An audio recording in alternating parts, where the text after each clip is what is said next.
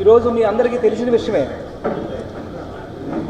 Bhogapuram international airport ఏదైతే ఉందో ఈరోజు నుంచి అఫీషియల్గా ఆపరేషన్ స్టార్ట్ అవుతున్న సందర్భం మీ అందరికీ తెలుసు. ఈరోజు రాత్రి 1 గంట నుంచి సేవలు స్టార్ట్ అయ్యాయి, తెల్లవారుజాము 1 గంట నుంచి స్టార్ట్ అయ్యాయి సేవలన్నీ కూడా. ఈ నేపథ్యంలో ఈరోజు నిజాలు మాట్లాడే సందర్భం మనందరం మాట్లాడుకోవాలనే ఉద్దేశంతో గౌరవ పాత్రికేయ మిత్రులందరికీ కూడా ఈరోజు మనం కూర్చొని ఈరోజు మాట్లాడుకుంటున్నాం. వాస్తవాలు తెలియాలి. అసలు భోగాపురం ఇంటర్నేషనల్ ఎయిర్పోర్ట్ ఎవరి వల్ల సాధ్యమైంది, అసలు ఎవరు దీనికి ముందుకు నడిపించారు, ఇది క్రెడిట్ చోరీ ఎవరు చేస్తున్నారు, వాళ్ళు చేయకుండా సరే మేమే చేసామనే ప్రగల్భాలు ఏవైతే ఉన్నాయో అవన్నీ కూడా మీ అందరితో పాటు రికార్డెడ్గా డిస్కస్ చేయడానికి ఈరోజు మనం అందరం కూడా పత్రికా సమావేశం పెట్టామని చెప్పేసి ఈ సందర్భంగా తెలియజేస్తున్నాం. ఒక్కసారి మీరు చూస్తే భోగాపురం ప్రాంతం ఏదైతే ఉందో భోగాపురం ప్రాంతం నోటిఫై అయ్యింది. భోగాపురంలో ఎయిర్పోర్ట్ కట్టాలి అనే నాంది ఏ సంవత్సరంలో పడిందంటే 2007-2008 ఆ రోజు ఎయిర్పోర్ట్ అథారిటీ ఆఫ్ ఇండియా 4 ప్రాంతాలను గుర్తించింది. 1 సబ్బవరం, 2 అచ్యుతాపురం, 3 భోగాపురం, 4 ఎస్ రాయవరం. ఈ 4 ప్రాంతాలు కూడా ఎయిర్పోర్ట్ అథారిటీ ఆఫ్ ఇండియా గుర్తించిన తర్వాత ఈ విషయం భోగాపురం ప్రాంతంలో విమానాశ్రయం నిర్మించాలని చెప్పేసి ఆ రోజు రాజశేఖర రెడ్డి గారు, గౌరవనీయులు దివంగత నేత శ్రీ రాజశేఖర రెడ్డి గారు ఆ రోజు డెసిషన్ తీసుకోవడం జరిగింది. ఇదేదో నేను చెప్పిన మాట కాదు, ఇది ఏదో మెంటార్ స్వరూప్ చెప్పేస్తున్నాడు 2007-2008లో ఫస్ట్ అంకురార్పణ చేసింది రాజశేఖర రెడ్డి గారు అనింది నేను చెప్పింది కాదు. విత్ ప్రూఫ్ మీకు ఈరోజు చెప్పబోతున్నాం. మీరు చూడండి, 9/12/2021 నేషనల్ గ్రీన్ ట్రిబ్యునల్ NGT ఏదైతే నేషనల్ గ్రీన్ ట్రిబ్యునల్ ఉందో ఆ రోజు నేషనల్ గ్రీన్ ట్రిబ్యునల్ ఇచ్చిన తీర్పులో 2021 ఇచ్చిన తీర్పులో చాలా స్పష్టంగా ఉంది. అది ఒక్కసారి మీరు దాని మీద చూస్తే కిందకి కాదు మీదకి రా అమ్మా. ఫస్ట్ పేజ్ నేషనల్ గ్రీన్ ట్రిబ్యునల్లో Sridevi Datla versus union of India వాళ్ళిద్దరి మధ్యన జరిగిన మ్యాటర్లో తీర్పు కిందకి రా.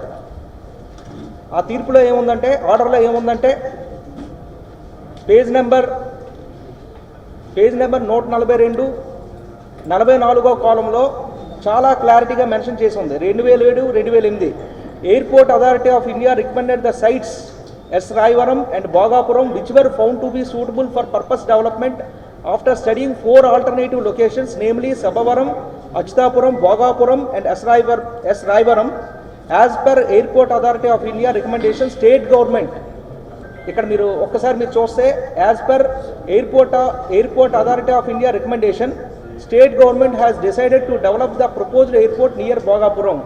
అది 2007-2008. దీన్ని బట్టి ఏం తెలుస్తుంది, 2007-2008లో గౌరవనీయులు శ్రీ రాజశేఖర రెడ్డి గారు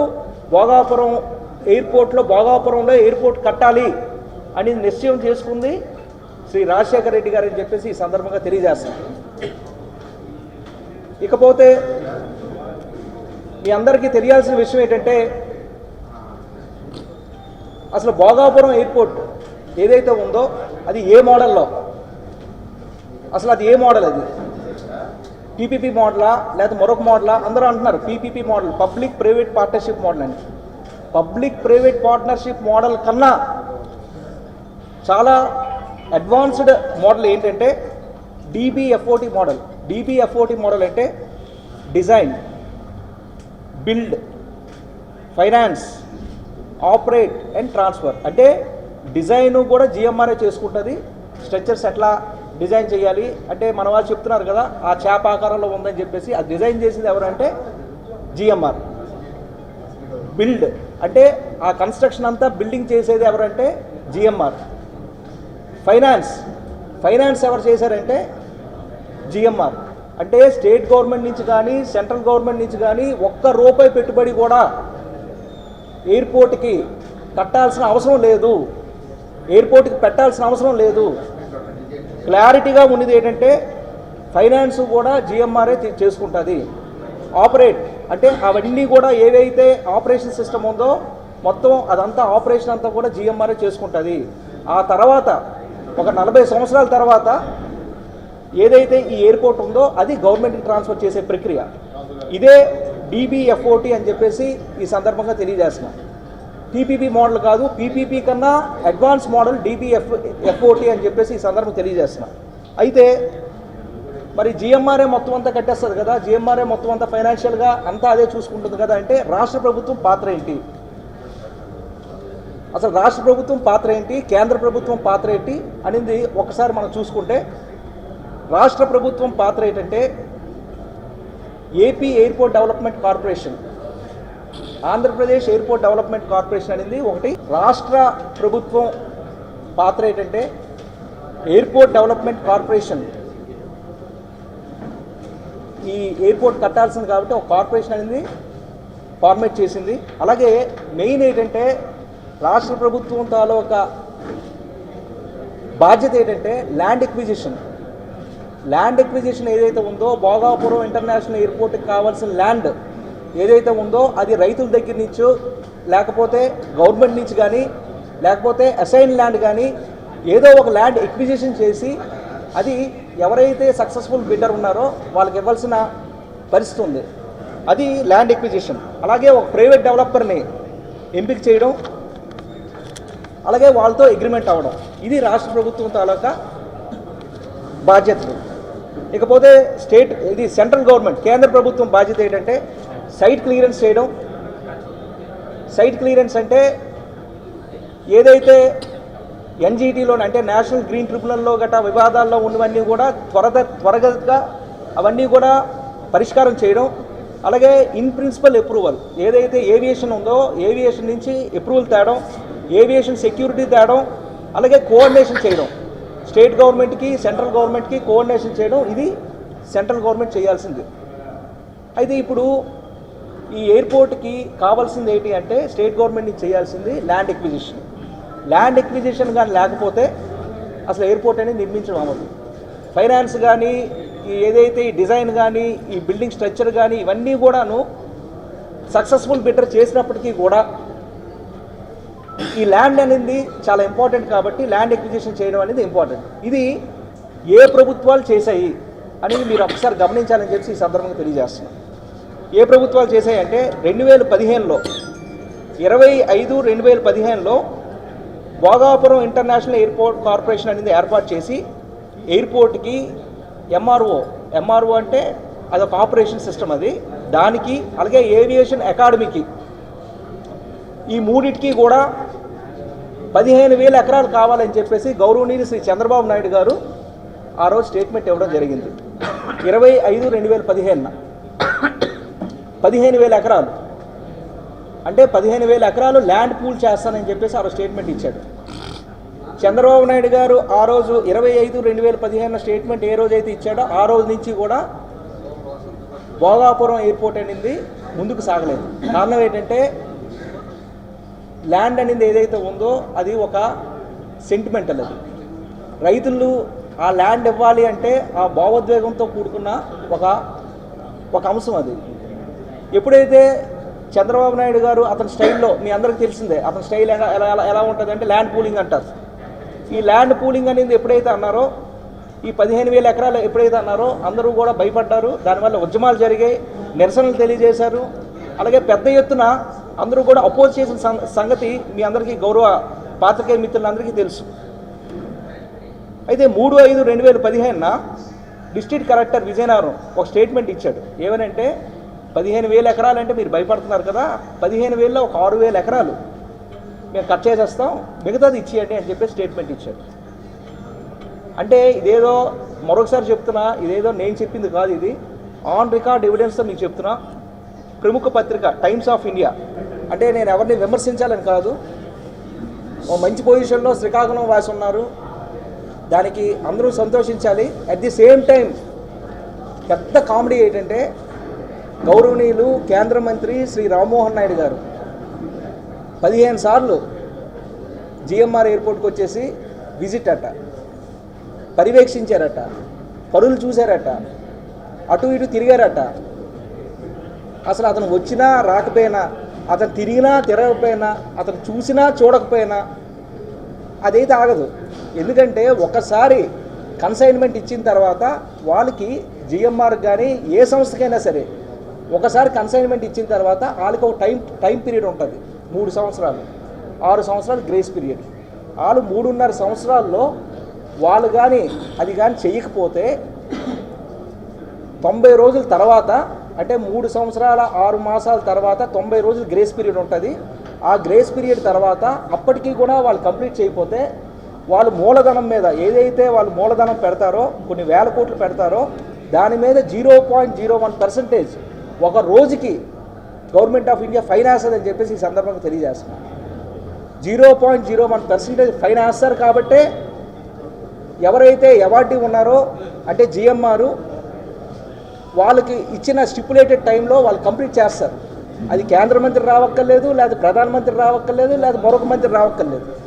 కేవలం ఏంటంటే అతను రావడం, చంద్రబాబు నాయుడు గారు చెప్పారు, చంద్రబాబు నాయుడు గారు తెచ్చారు, హంపీ లాంటి ఏంటది ఒక ఇవి పెట్టాము, అది పెట్టాము, గ్రీనరీ చేశాము, రకరకాల వీల్స్ చేసుకొని రకరకాలు చేసుకొని ఎంత గౌరవం అంటే ఎయిర్ ఇండియాలో ఫస్ట్ ఫ్లైట్ అని చెప్పి దిగారు.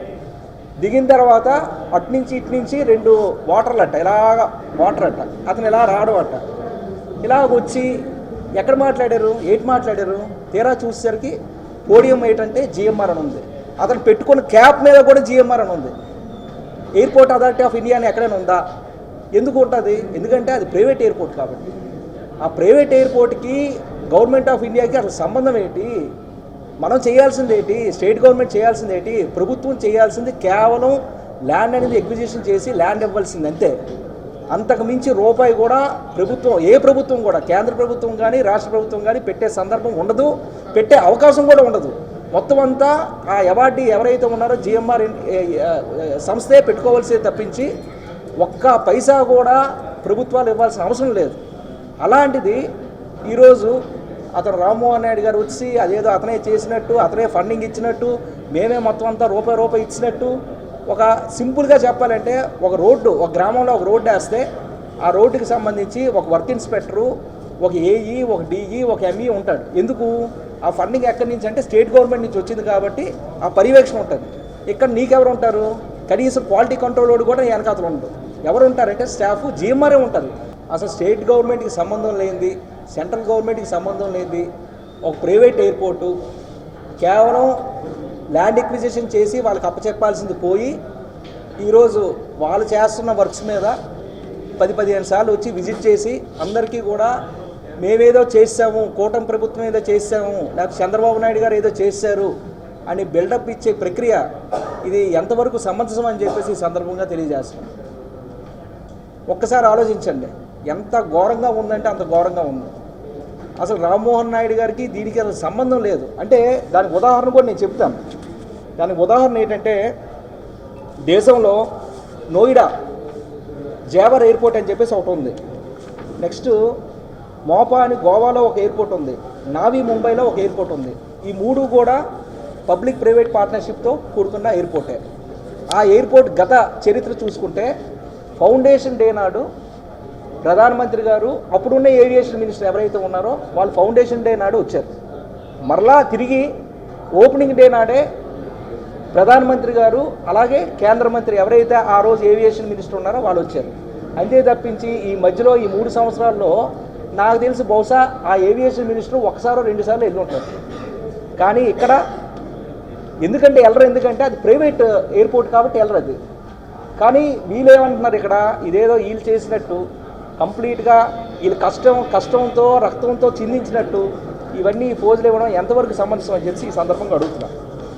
అయితే లాస్ట్గా మేము చెప్పాల్సింది ఏంటంటే, అంటే ఫైనల్ వాస్తవం ఏంటంటే మీ అందరికీ కూడా ఇవి కూడా ఇస్తాను, ఎనెక్సర్స్తో సహా మీ అందరికీ కూడా ఇది ఇస్తామని చెప్పి ఈ సందర్భం తెలియజేస్తూ ఫైనల్గా చెప్పాల్సింది ఏంటంటే 2007-8లో రాజశేఖర రెడ్డి గారి హయాంలో భోగాపురం అనేది గుర్తించబడింది, అక్కడ కట్టాలి అని నిర్ణయించాము గౌరవనీయులు శ్రీ రాజశేఖర రెడ్డి గారి హయాంలో.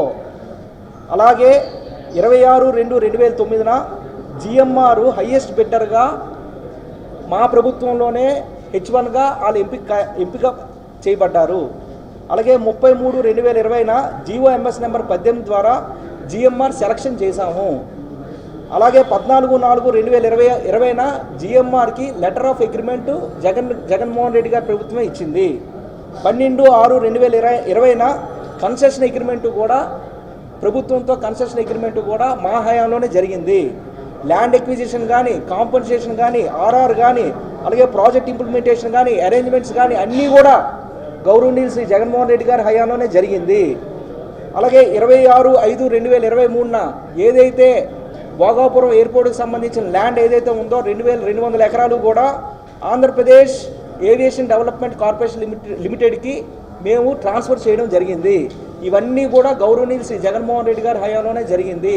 ఇందులో ఒక్కటి కూడా చంద్రబాబు నాయుడు గారి ప్రభుత్వంలో కానీ, చంద్రబాబు నాయుడు గారి హయాంలో కానీ కనీసం ముందుకు వెళ్ళలేదని చెప్పేసి ఈ సందర్భంగా తెలియజేస్తూ, అందుకే ఇవన్నీ కూడా మా హయాంలో జరిగింది కాబట్టి మొన్న ఎప్పుడో ఒక వీడియో చూసాం. అందులో ఏముందంటే 86% జగన్మోహన్ రెడ్డి గారు చేశారు, 24% ఎంతో చంద్రబాబు నాయుడు గారు చేశారండి. ఇది శుద్ధ తప్పు, ఇది వాస్తవ విరుద్ధం. 100కి 100 కూడా గౌరవనీయులు శ్రీ జగన్మోహన్ రెడ్డి గారి వల్లే భోగాపురం ఇంటర్నేషనల్ ఎయిర్పోర్ట్ అయ్యిందని చెప్పేసి ఘంటాపదంగా మేము అందరం చెప్తున్నామని చెప్పి ఈ సందర్భంగా తెలియజేస్తున్నా. కేవలం చంద్రబాబు నాయుడు గారు మోసం చేసే ప్రక్రియ చేశారు.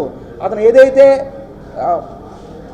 కొబ్బరికాయ కొట్టారో ఆ రోజుకి ఏవి కూడా ఫైనలైజేషన్ కాలేదు, టెండర్ ప్రక్రియ కూడా అవ్వలేదు, ల్యాండ్ ఎక్విజిషన్ జరగలేదు, R&R ప్యాకేజ్ ఇవ్వలేదు, ఏది కూడా చంద్రబాబు నాయుడు గారి హయాంలో జరగలేదు.